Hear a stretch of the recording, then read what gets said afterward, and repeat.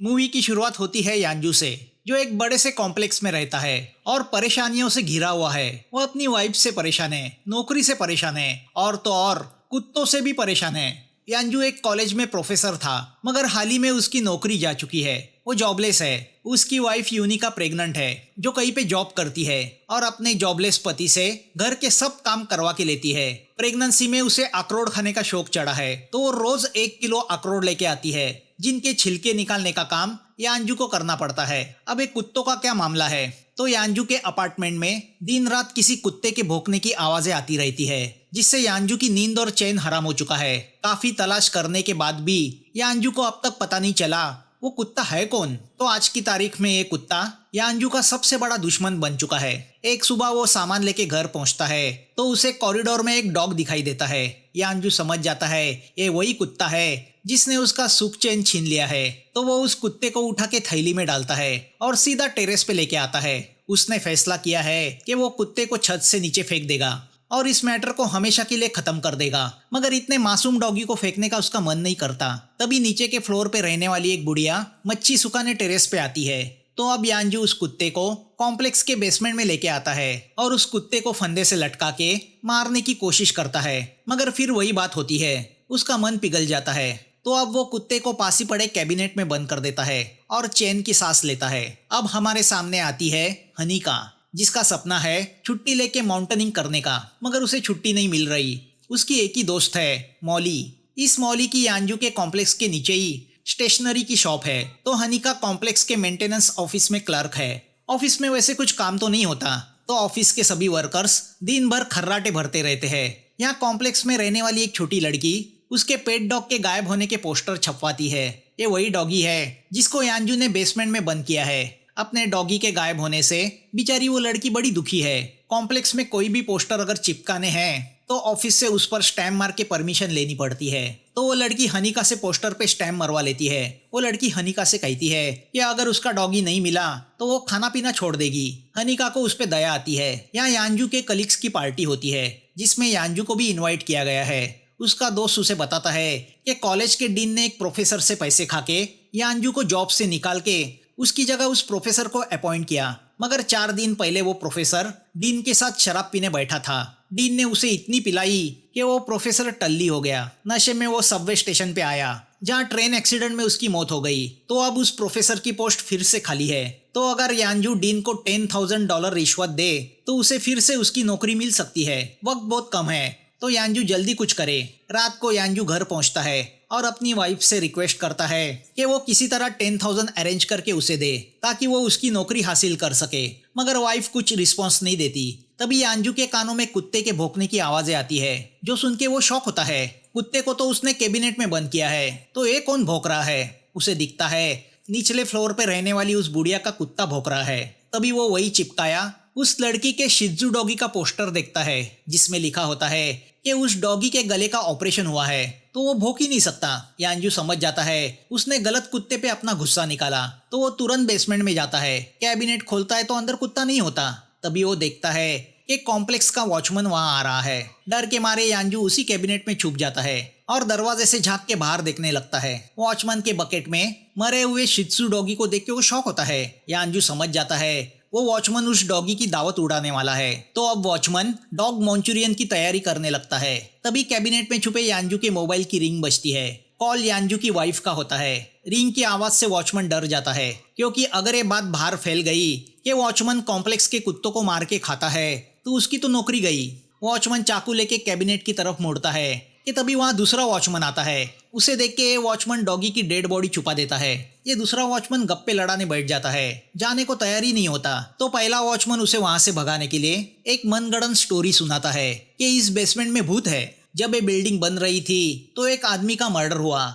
यहाँ के वर्कर्स ने उसकी लाश के टुकड़े करके उन्हें दीवारों में चुनवा दिया। तब से उसकी आत्मा यहाँ भटकती रहती है। ये स्टोरी कैबिनेट में छुप के बैठा यांजू भी सुनता है। मगर तभी सचमुच किसी के कर्राने की आवाजें आती है, तो दोनों वॉचमैन वहां से भाग जाते हैं। उनके जाते ही यांजू भी बेसमेंट से बाहर जाने निकलता है, मगर वॉचमैन ने बेसमेंट का दरवाजा बाहर से बंद कर दिया है। तो अब यांजू बाहर जाने का दूसरा रास्ता ढूंढने लगता है कि तभी वही पड़े कचरे के ढेर में से एक आदमी उठ के खड़ा होता है उसे भूत समझ के यांजू वहां से भागता है और एक पाइप से टकरा के बेहोश होता है। सुबह होश आने पर वो कैसे वैसे विंडो खोल के बेसमेंट से बाहर आता है। यूनिका उस पर बहुत गुस्सा होती है कि वो रात भर क्या कर रहा था। उसे लगता है कि टिफिन ना बनाना पड़े इसलिए यांजू रात को घर नहीं आया और अब बहाना बना रहा है। यहाँ उस शिज़ू के गायब होने की अनाउंसमेंट हनिका सोसाइटी में करती है। यांजू वॉचमैन से कहता है कि कॉम्प्लेक्स में कुत्ते पालना अलाउड नहीं, तो ऐसे लोगों के खिलाफ कार्रवाई क्यों नहीं की जाती। मगर वॉचमैन कुत्तों से खुश है क्योंकि जब भी उसे फ्री में दावत उड़ाने का मन करता है वो उनको पकड़ के खा जाता है। यहाँ अब यांजू का टारगेट है उस बुढ़िया का कुत्ता जो उसके मुसीबत की असली जड़ है। तो वो उस बुढ़िया पे नजर रखने लगता है और सुनसान रास्ता देख के वो बुढ़िया के सामने एप्पल फेंक के उसे ललचाता है। बुढ़िया एप्पल उठाने में बिजी हो जाती है तो पीछे से एंजू उसके डॉगी को उठा लेता है। डॉगी के गायब होने से बुढ़िया बड़ी टेंशन में आती है। एंजू डॉगी को लेकर टेरेस की तरफ भागता है। उसी वक्त हनिका और मौली टीवी पे न्यूज देखते हैं कि एक औरत ने अपनी जान पे खेल के बैंक रॉबरी होने से रोका, जिस वजह से उस बैंक ने उस औरत को उसी बैंक में जॉब दिलाया। तो अब मौली हनिका को एक बाइनोकुलर दिखा के कहती है कि वो इसके जरिए कॉम्प्लेक्स के आसपास नजर रखेगी और कोई गड़बड़ दिखी तो उसे एक्सपोज करेगी। दोनों कॉम्प्लेक्स के टेरेस पे आती है। हनिका बाइनोकुलर से देखने लगती है कि उसे सामने की बिल्डिंग पे खड़ा यांजू दिखाई देता है। फ्रस्ट्रेट एंजू आओ देखता है न ताओ और उस बुढ़िया के कुत्ते को सीधा टेरेस से नीचे फेंक देता है। मगर चूंकि उसने कैप पहनी है तो हनिका उसका चेहरा देख नहीं पाती। मगर वो देख के हनिका शॉक होती है और यांजू को पकड़ने दौड़ती है। दोनों के बीच रेस शुरू होती है। दोनों कॉरिडोर से भागने लगते हैं। हनिका यांजू को पकड़ने वाली होती ही है कि तभी एक फ्लैट का दरवाजा खुलता है जिससे टकरा के हनिका बेहोश हो जाती है। तो यांजू बाल बाल बच जाता है। अब घायल हनिका अपने ऑफिस पहुंचती है तो उसकी सीनियर उस पर नाराज होती है कि काम छोड़ के वो कॉम्प्लेक्स में क्या घूमती रहती है।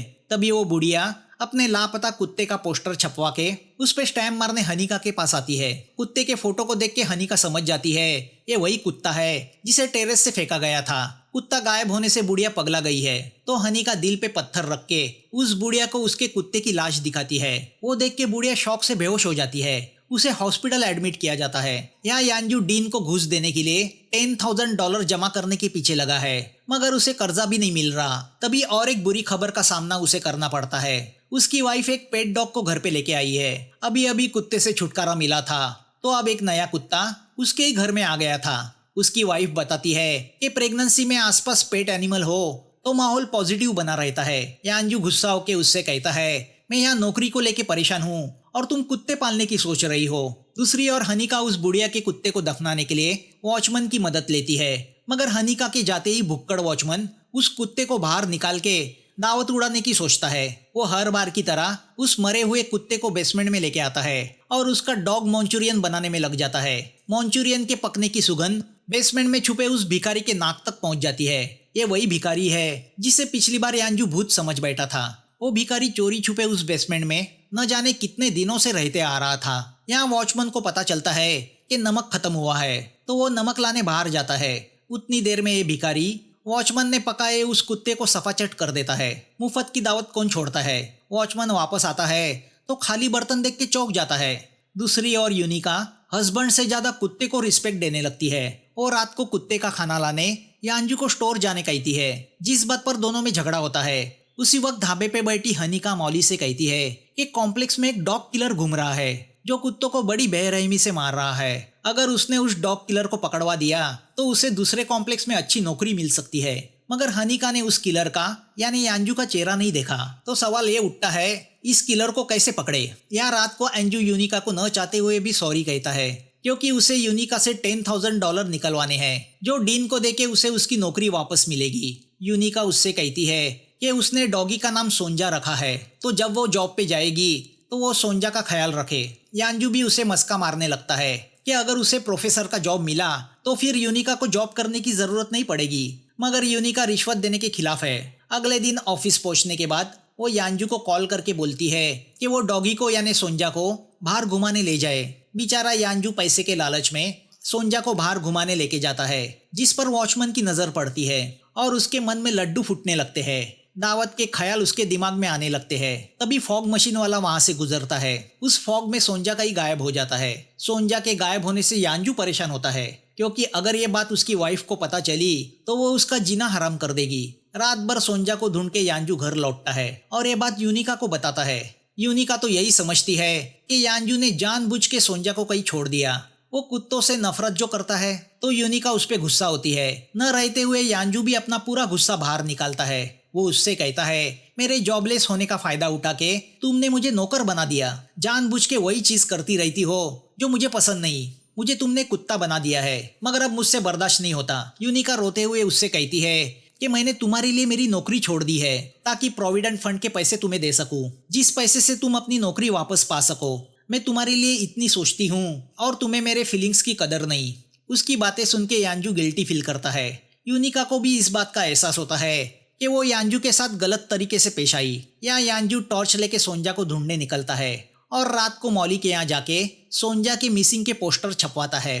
दूसरे दिन सुबह हनीका वो पोस्टर देखती है और समझ जाती है कि कॉम्प्लेक्स से और एक डॉगी गायब हुआ है। तभी उसे पता चलता है कि कुत्ते की मौत के गम में वो बुढ़िया भी मर गई है। जब यांजू को इसका पता चलता है तो वो और दुखी होता है। बुढ़िया की मौत के लिए वो अपने आप को जिम्मेदार समझता है।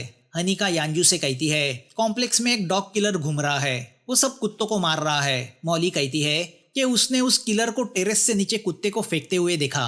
यांजू समझ जाता है वो उसी की बात कर रही है। हनीका कहती है कि अगर मैं उसे पीछे से भागते हुए देखूंगी तो जरूर पहचान जाऊंगी। अब हनीका सोंजा के पोस्टर लगाने में यांजू की मदद करती है।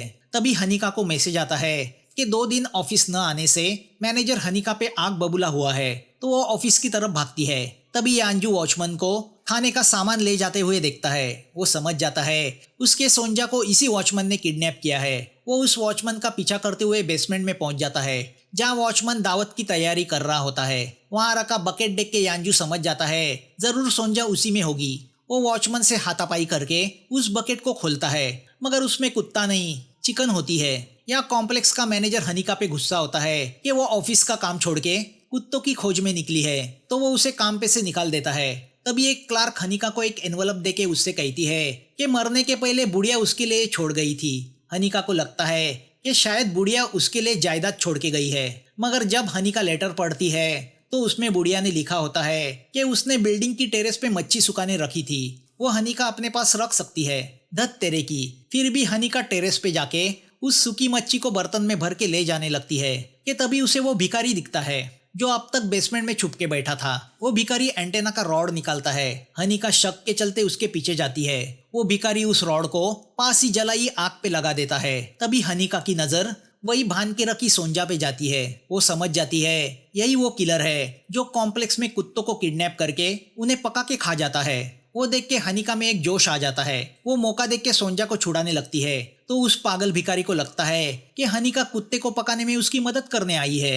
हनीका सोंजा को लेके वहां से भागती है, तो वो पागल भिखारी उसका पीछा करने लगता है। कॉम्प्लेक्स में दोनों की भागदौड़ शुरू होती है। भागने के चक्कर में हनीका के हाथों से मच्छी का डिब्बा नीचे गिर जाता है। अब हनीका कैसे वैसे लिफ्ट में पहुंच जाती है, तो वो भिखारी भी वहां पहुंच जाता है। वो पागल हनीका को मच्छी का डिब्बा देते हुए कहता है, मैडम आपका डिब्बा आप भूल गई, चलो डॉगी को दोनों मिलके आधा आधा खाते हैं। वो सुन के हनीका चीखने लगती है कि उसी वक्त मौली आके उस भिखारी पे झपट पड़ती है और उसकी बहुत धुलाई करती है। पागल को पुलिस के हवाले किया जाता है, तो सोंजा को यांजू के हवाले। हनीका सोचती है कि उसके इस बहादुरी की चर्चा होगी, मगर जब वो न्यूज देखती है तो पता चलता है उस पागल भिखारी को पकड़ने का सारा क्रेडिट तो वो कुत्ता खाने वाला वॉचमैन ले गया। वो वॉचमैन भी चैनल वालों को ऐसी कहानी सुनाता है मानो उसने एक बेघर भिखारी को नहीं बल्कि सीरियल किलर को पकड़ा हो। बेचारी हनीका जिसने इतनी मेहनत की थी उसका तो नाम भी नहीं लिया जाता। अब यूनिका अपने प्रोविडेंट फंड से $10,000 निकाल के यांजू को देती है। एक बड़े से बॉक्स में नीचे पैसे तो ऊपर केक रख के यूनिका उस बॉक्स को एंजू के हवाले करती है। यांजू वो बॉक्स डीन को देने निकलता है। ट्रेन से जाते हुए एक औरत उससे मदद मांगती है। उस औरत की माँ को कैंसर हुआ है, इलाज के लिए उसे पैसे चाहिए। यांजू बॉक्स में से $100 का नोट निकाल के उस औरत को देता है। सोप अप करके गंगा नहाए। एक रेस्टोरेंट में यांजू रिश्वत से भरा बॉक्स डीन को देता है, तो डीन भी उसे भर भर के शराब पिलाता है। नशे में यांजू घर की तरफ निकलता है। यहाँ कॉम्प्लेक्स में हनीका भी दुख में शराब पीती है। रास्ते में उसे वो लड़की दिखती है जिसका शिज़ू खो गया था और जो डॉग न मिलने पर खाना छोड़ने की बात करती थी। वो सब भुला के उसने नया डॉगी पाला है। हनीका उसे गुस्से से देखती है कि तभी उसे शराब के नशे में धूत पड़ा यांजू दिखाई देता है। यांजू उसे थैंक्स कहता है। हनीका उसे बताती है कि उसके डॉगी को ढूंढने के चक्कर में उसकी जॉब चली गई। यांजू गिल्टी फील करता है और उसे बताने की कोशिश करता है कि उस दिन डॉगी को छत से नीचे फेंकने वाला शख्स वो खुद था। मगर हनीका भी टल्ली होती है तो वो उसकी बातों को समझ नहीं पाती। अगले दिन कॉलेज में लेक्चर के वक्त यांजू सोचता है कि एक नौकरी की वजह से उसके हाथों से कितने सारे पाप हुए। उसने एक डॉगी को मारा, एक बुढ़िया की मौत का वो जिम्मेदार बना, उसकी वजह से एक लड़की को अपने जॉब से हाथ धोना पड़ा और उसने नौकरी हासिल भी की, वो भी घूस देकर। दूसरी ओर हनीका भी सब गम को भुला के मौली के साथ माउंटेनिंग पे जाती है, जो उसका कब से सपना था, और मूवी यहाँ खत्म होती है। दोस्तों, रिक्वेस्ट करूंगा कि इस चैनल को सब्सक्राइब करें, तभी ये चैनल ग्रो कर पाएगा, नए वीडियो आपके सामने ला पाएगा। तो फिर मिलेंगे नए वीडियो के साथ। Thanks for watching.